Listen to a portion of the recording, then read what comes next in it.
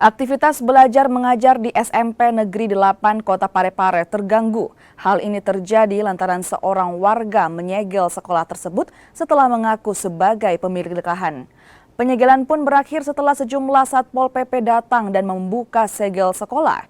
Atas aksi ini, Kadis Pendidikan Kota Parepare meminta warga tersebut untuk melakukan gugatan ke pengadilan jika benar sebagai pemilik lahan. Pasalnya, pihak Pemkot Parepare juga memiliki dokumen sah atas lahan tersebut. Nah, jadi begini deh, setiap orang kan punya hak yang dijamin oleh negara, termasuk kalau haknya orang mengakui suatu kepemilikan.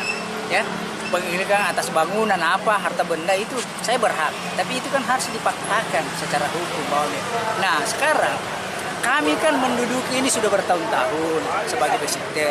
Dinas Pendidikan posisinya di sini adalah sebagai orang yang diberi amanah, sebagai institusi yang diberi amanah untuk menggunakan ini. Ini kan aset daerah dan saya koordinasi dengan itu kan juga ada benar disampaikan oleh Kabid Aset bahwa ini ada juga sertifikatnya yang sah. Nah sekarang kan dua yang berbenturan. Mestinya pihak penggugat melakukan upaya hukum. Nanti kalau fakta membenarkan, fakta hukum membenarkan kan bukan tidak perlu dia segel. Kan eksekusi panitia melalui keputusan pengadilan bahwa memerintahkan untuk dikosongkan atau apa. Iya kan? Yeah.